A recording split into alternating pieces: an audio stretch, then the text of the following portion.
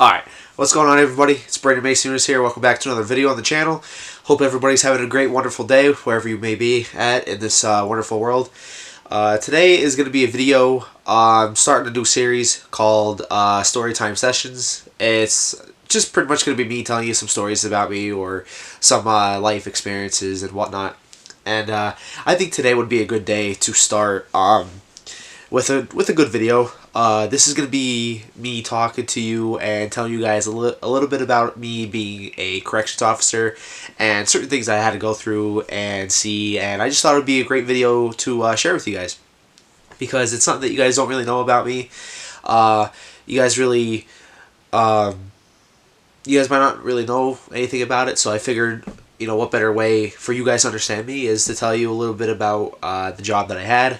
I was only there for 6 months. I'll tell you why. You guys could decide what you want in the comments, but I'm gonna go ahead and tell you my story. So pretty much, I had an opportunity to work for the state and go up to a prison that is near my house, where I live in Schuylkill County, Pennsylvania.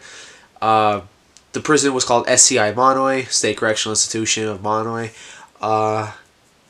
If I'm being honest, I personally loved it. I thought it was great.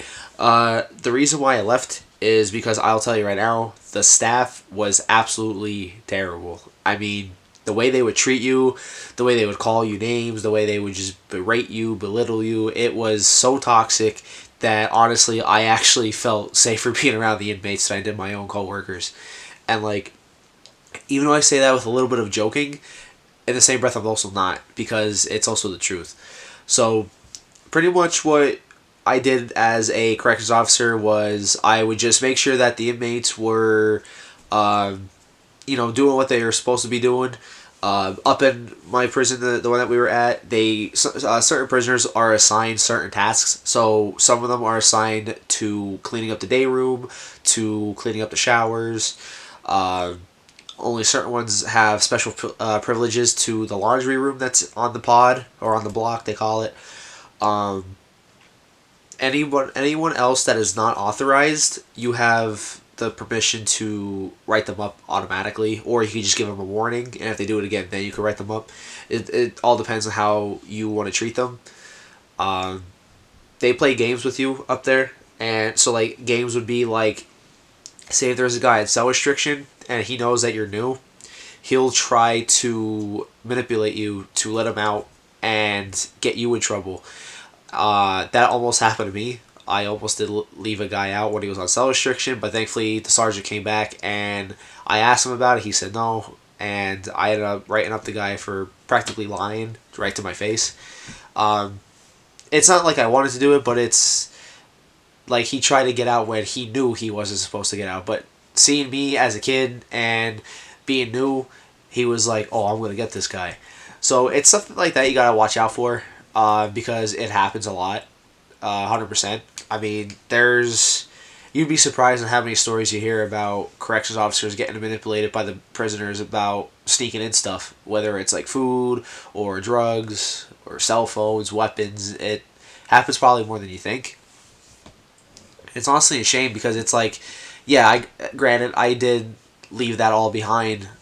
You have a great retirement plan, great pension, great pay, and yeah, I did. I just left that all behind. But in the same breath, you have to think more or less about your mental health, and I just wasn't feeling it there. It's not like it was a hard job. It was just hard to deal with some of the people, and especially when it's like not just one or two or three. It's like a good group of people that are constantly every single day from the moment you walk in to the moment you walk out.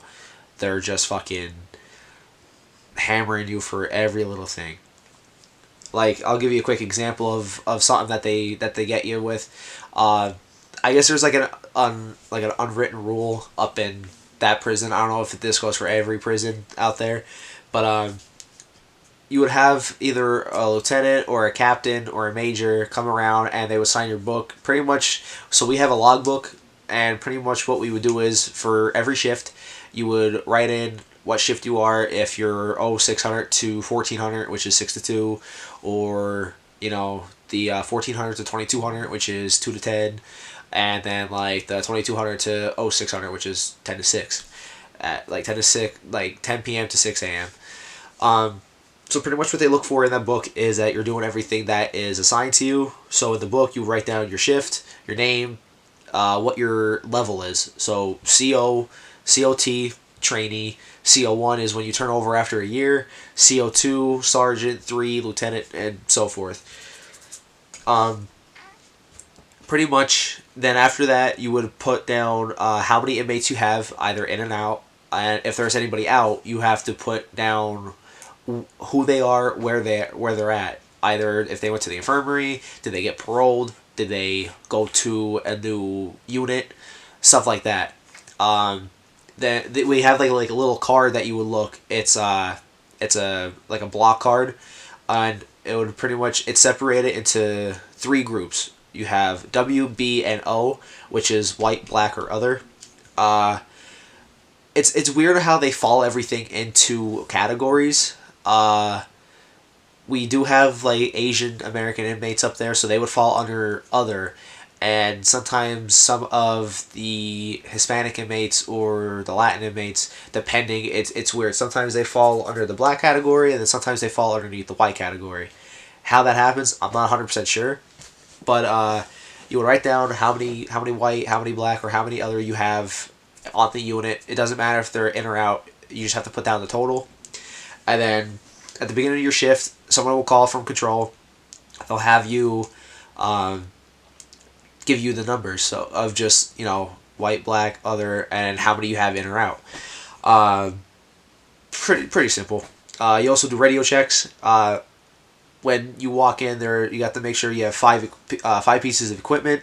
That is your phone, a key fob, which is more like an emergency fob. So if there's like an emergency, you hit that button. They control gets notified of who it is, where they're at. They lock down the panel, and then they send people to rush in.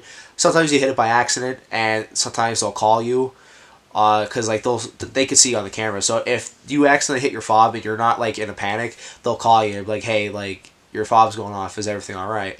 And then just oh yeah, that was by accident. What they do is they just cancel the alarm and then they just reset the panel. So it's like no harm, no foul. But they want to make sure that before they send units, they want to know if there's a problem somewhere. Either it's with two inmates or you and inmates. But anyway, with the book, you put down that. Then you also make sure that you have all of your equipment. So you would mark down that you have all five pieces of equipment. So that would be your phone, fob, keys, pepper spray, and radio. Those are the five most important things. And then, of course, make sure you have, like your handcuffs. We don't carry, we do carry spray, but we don't carry like tasers or anything like that or guns because, well, you're one guy versus 130 guys, and all it takes is two guys to hold you down, that one guy to grab that gun, and that could be game over for not just you, but for a lot of other people. Um, so yeah, then you would also put down your rounds, like when you do your count, how many's in and out, what you put down the time, and then same thing with your rounds. They want up to the prison I was at, they want you to do at least 2 rounds an hour for 6 to 2 and 2 to 10, and then I believe is it 10 to 6 they want you to do three an hour. And the reason being is because when you're doing that night shift, everyone is in bed, and you just have to make sure that everyone is alive and well. They're not trying to either escape or hang themselves or do anything to their cellmates, stuff like that. Um, that's pretty much it. And then you would just sign at the very bottom of the book of just like your signature to say like I'm here, I signed the book. What I usually did was I would just do it as soon as I would go in and get everything, just because 9 times out of 10 I would forget to sign the book. But I don't think really anything happens. They just want to make sure that you were there and stuff like that. But like they'll see you on the cameras. That's why they come around. They make sure that you're doing your job, and they'll sign it. Uh, so the unwritten rule is if a major or a lieutenant or a captain comes in and signs your book, you're supposed to call, say, the next block and let them know like, hey, Cap's coming or hey, Major's coming. Uh, the one time I didn't do that, and the Cap ended up just leaving, and another CO called me and was like, hey, the Cap leave. I was like, he just left, and he goes, and he said something along the lines of, oh, thanks for calling, you fucking scumbag, and then I hung up. Well, I remember I said something to my sergeant about that, and he said it's like an unwritten rule. Now, I never told, like, of course, anybody bigger. It is what it is, because, I mean, you don't want to look like a snitch, and plus, two, they're not going to do anything about it. So, it was just one of those things where it was like, it is what it is, but, like, it's like one of those unwritten rules where you're supposed to kind of call the next guy and let them know, so, like, they can kind of, like, get prepared. So, like, if they're doing something, say if they're in the middle of a round, because when you do your rounds, you're supposed to have your phone, just because if anyone were to call you for something, whether it's the infirmary, if it's another CO, if it's your sergeant, if it's someone up from control, you got to make sure you're at your phone and you can answer it like right away, because 9 times out of 10 when someone's calling you, it's important. Um, so yeah, you want to make sure you have your phone on you at all times. But yeah, that's just the unwritten rule about letting the next guy know, like, so that they can get prepared. Like, have the book out ready to go. They're at the desk, to greet the captain, to buzz them in and stuff like that. Now, I mean, like, they buzz themselves in, but like they usually expect you to buzz them out. Um, you just get like a little key card looking thing that's like that has like your name on it, your face, stuff like that. Um, Pretty much for our prison, how it worked during orientation, we would get like the fingerprints done. We would get like where they do like the mug shots. That was like our profile pic for our badge, and pretty much we took the whole tour of the jail. We went through every unit. Pretty much where the code 13 is up at my prison is a corrections officer is getting attacked by either one or two or multiple inmates, and they call it the Sea of Gray. So when that comes in, when a code 13 drops, automatically you will have a shit ton of COs coming at you, like coming to your position, coming to protect you, coming to help you out. Even for an inmate fight, I was witness to a lot of inmate fights. I had to respond to a lot of inmate fights, but like you would be surprised on how quick they respond. Like the last fight I ever called, it happened that quick. These two guys were playing cards. I'm looking at them, making sure this is like maybe like a half hour before day room ends for the night. I was on 2 to 10, so we're the last day room ends about like 8:45, 9 o'clock ish. So this is probably about like 8:15, 8:20, maybe 8:25, and these two guys were playing cards, and I just looked down for a quick second to look at my desk. I hear chairs flying, and when I look back up, these two guys are on the ground. They're pummeling each other like in the face and the head. And as soon as I called in, I was like, I said something to Officer Psychiatric Control. I got an inmate fight in the day room on Charlie Alpha. So the reason why you want to say the whole unit, like say Charlie Alpha or Delta Bravo, is because if you just go DB, a lot of the times on the radio it might sound like something different. So if you say DB, it might sound like BB, like Bravo Bravo or Charlie Bravo, or like CB, and they might go to the wrong unit. And then as they're trying to find the fight, it's like on the other side of the facility. So that's why they want you to say the whole thing like Charlie Alpha or Delta Bravo. So like they know exactly where it's at. And it just helps them out kind of de-escalate the situation. So like you don't have a full-on riot. You don't have people jumping in like with weapons or like 2-on-1s, 3-on-1s.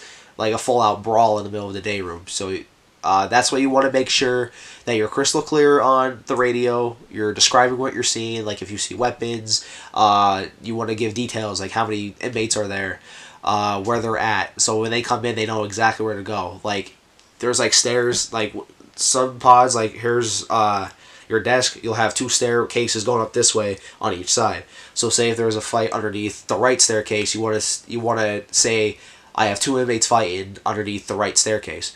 Now, 9 times out of 10, I mean, when they come in, you're going to see a bunch of inmates just standing there staring, and you're going to probably see them on the ground and hear them screaming. So, they're most likely going to find them, but you still also want to give that clear directive, though, so, like, they know exactly where to go, they can pinpoint the location, and expect to go where you called it. I did manage to find like some weapons, like some drugs, narcotics, homemade hooch, which is homemade alcohol, and the prison system. Um, yeah, I mean, I've seen some stuff even though I was there for 6 months. Um, I never saw any suicides. I never saw any murders. None of that. Uh, the thing about the prison is like some of these prisoners they're there for life, but then you have some that are there just to do their time and go home. Like there's some that's only up there for like a year or two, some that's up there for 10, 20, 30. Like I said, life. Uh, the thing that sucks, say, I saw this happen with an inmate. He was about a week away from getting released, and he ended up getting into a fight. And what happened was when you get into like a fight or anything, if you get caught with drugs or weapons or alcohol or get into a fight, uh, you automatically would get like so we have a book that tells you the charges and it's up to whoever that decides to extend them. And I think the guy ended up having to stay for like another like couple months, and he was all bummed out about it. But he also knew better, and he that's why he was bummed out about it because he knew better. He went along, with the fight, and he ended up screwing himself over. You see that a lot. That happens a lot up at the prison. Um, it's just more or less because you're cooped up with these guys 24/7. And sometimes you just kind of blow over, and there's not really much you could do when you're when you're like locked in there. So, I mean, I think he's out now. This was like a very long time ago, but I mean, my personal experiences weren't that bad with the inmates. At least some of them were. They could be brutal, but it was more or less the staff. Uh, would I go back? I mean, maybe. I mean, we'll see. Um, there were like some like scary parts. I will say, like, I think the yard was probably a scary part for me because the way the yard is made, so you have each side, so you have one side is blocks A, B, and C, Alpha, Bravo, Charlie, and then the other side is the rest of them. So you have so it goes Fox, Echo, Delta, and then the back blocks is the India, Juliet, and then a little bit this way there's another fence. A little bit this way is Gulf. So that's more like a big dormitory, and I never worked there yet, but I heard the counting system is a little bit different compared to other blocks. I'll get into that here a little bit. So, yard, it's weird. So you have the main gate you go into, then you have a little walkway, and then there's like a little road looking thing with another gate separated the each side, and you have yard one right here, and then you have yard two right here on the other side of the fence. So, uh, it's weird how they do it. Some blocks like they'll transition, like say Monday, Wednesday, and Friday and Sunday would probably be like say I don't know, maybe like Alpha Bravo Charlie blocks out first, or something like that or like Charlie and Delta for the first yard, and then Echo and Alpha or Echo and Fox for the other one. It's weird how they would do it. Like they would transition, and then there's like an hour or two where Alpha and Bravo are like the special needs unit. So they would have their own special yard for them. I think it's like an hour or like an hour and a half or something like that. And if inmates from from those blocks, like the special needs, once if they want to come out, uh, they have like that hour and a half to do so. And there's not really much to do in the yard. Like if it's like in like the summertime, like they'll probably have like a football, like a soccer ball, basketball. A lot of them you'll see just lifting weights or just going for runs around the track, walks on the track. Um, like I said, there's not much you could do when you're locked up in prison like that. But they manage. But when you walk in though, they have metal detectors that you have to go through to make sure that you're not sneaking in, like say like any drugs, any weapons that you're planning on doing, uh, stuff like that. They want to make sure that when you're coming into the yard, you're bringing that's only accessible for the yard. That's only allowed for the yard. Some of them, have instruments. It's not like major instruments, like maybe like a piano or something like that. Like those like little tiny like pianos that you could just sit on your lap and you could play it. It's stuff like that, like nothing like major. Um, but that little road I was telling you about where they have like that one fence there, they call that the dog run. So pretty much what the dog run is, it's one officer usually. They'll have a pair of keys, and what the keys do, like there may be like five or six keys, but only one key really has the main function.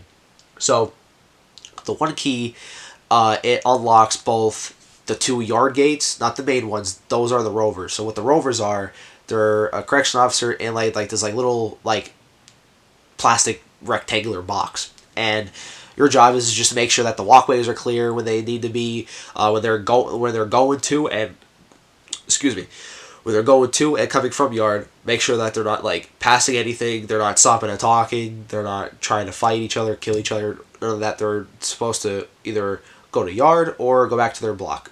That's it, and that's the rover's job. So probably about like 5 or 10 minutes before yard ends, the rovers will come down, unlock the main gates, like the first gates, and then you have the keys to unlock the middle gate that separates yard 1 and 2, and then the actual gates that enters yard 1 and 2. Uh, Yard is kind of boring in my opinion, but I mean, because like all you're doing really is just watching them to make sure that they don't do anything stupid, and you're out there the whole entire day. Uh, it's nicer on the warmer days, but if you get stuck on the winter days, you're gonna be freezing and it's gonna suck more. I mean, so like that's pretty much what the dog runner does. Uh, Sometimes you'll have shadows. So what a shadow is, it's pretty much like almost like every job. Like you might say like shadow, um, someone that's been there for years, and they'll teach you like the ropes. Like they'll show you a couple things. 9 times out of 10, a lot of the COs up there will not give a shit about you, and they won't tell you nothing. They won't show you nothing. It's pretty much like, all right, you gotta fend for yourself. You gotta look and you gotta learn for yourself. That's what I think sucks, is because it's like 9 times out of 10 you're probably gonna get like sidetracked. You're gonna get you know completely blown off your feet when shit hits the fan because they didn't really show you properly.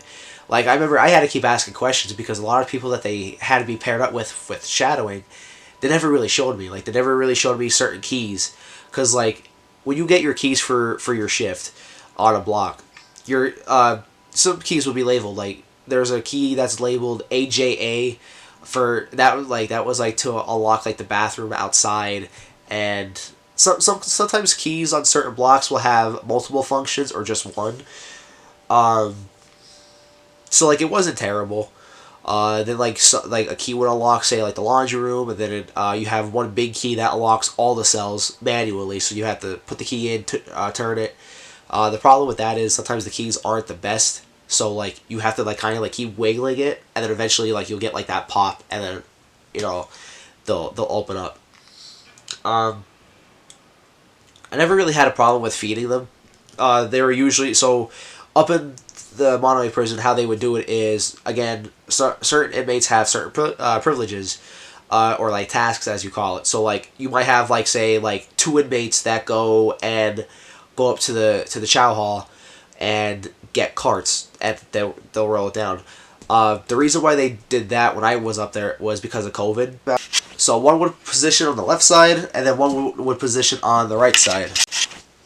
And pretty much what would happen is you would call, so the person on the left side would worry about doing the upstairs first, going from, sometimes it'll go from 32 to 64 or 64 to 32. It just depends. So, and then the guy on the right side would do the bottom. So usually how it would work, usually the dorms would come out first. So that would usually be the first cell 1, and then cell 13. That would hold another dorm. And usually the dorms would have up to 8 people besides Fox. I think Fox, is it Alpha, the first dorm only has 4. They're handicapped, so they're all in wheelchairs. But so that's how feeding would work. And then once the downstairs, like upstairs, is completely good, the guy on the left would worry about the left side and the middle, and then the guy on the right side would just worry about the right side of upstairs, and then they would do the bottom. Like every block though has their own unique way of doing it, so you're not gonna have the same routine as everybody else. Uh, the way that they would do it is if they're beeping, they have like a button in their cell that they hit, and it beeps on your control panel to know like, hey, so and so in this cell is beeping. Either they want to be let out, they want to be asking you a question, or for feeding, it's like to let them know like, hey, I want to come out and get a tray. And as long as they're called, you can let them out. But if they're not called, you gotta wait till it's like their turn. And they'll bitch and complain about it, but it's like it's just the way it goes. If they don't like it, they could wait till later to eat, or they could just be patient. But I'm trying to think really what else to really talk about with the prison. Other than that, it really wasn't that bad. I thought it was a neat job. I mean, would I ever go back? I mean, maybe if the time is right for me. But I'm just trying to focus on giving this YouTube thing a shot. Uh, that's my ultimate dream, is to help mainly my mom. I mean, we struggle barely to like live and breathe, so it's like if I can help her out with doing this and doing my dream and helping other people out, I mean, I'd love to do it for sure, 100%. No doubt about it. But I'm trying to really think about corrections. Really, I think it's a great career. If you guys are thinking about trying a career, I know a lot of prisons are usually always hiring, so you could always give it a shot. And if you're watching this video and you're from like the Schuylkill County area of Pennsylvania, uh, SCI Frackville and SCI Monterey are usually always hiring.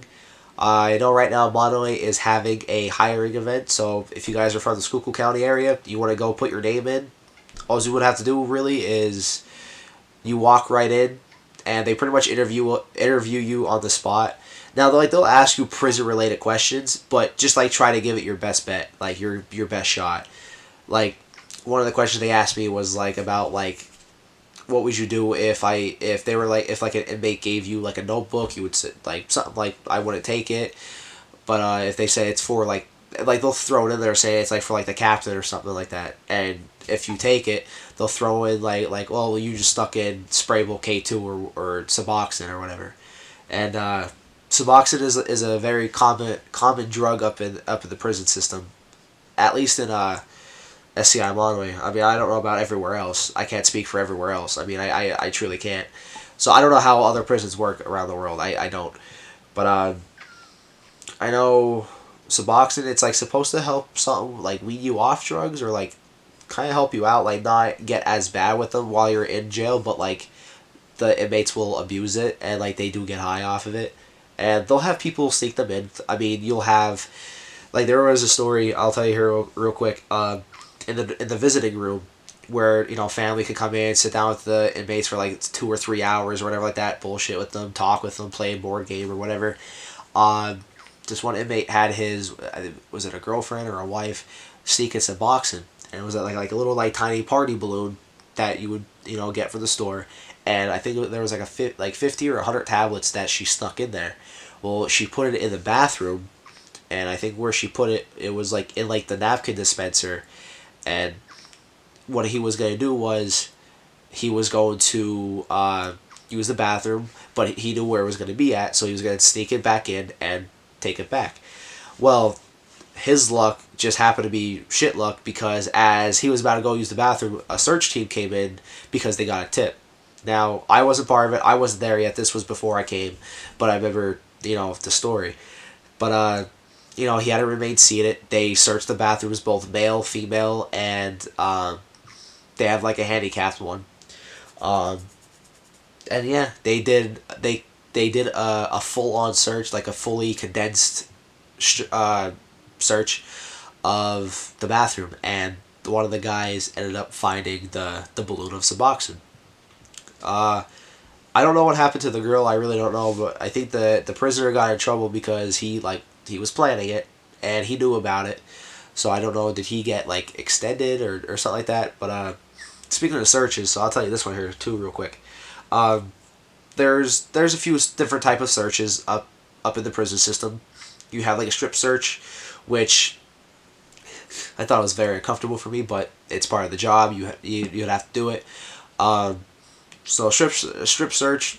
It sounds like it is. You would have the inmates stripped down from from the shirts to the pants, socks, boxers, and you'd have them like open up their mouth, lift up their tongue, run their fingers through their hair.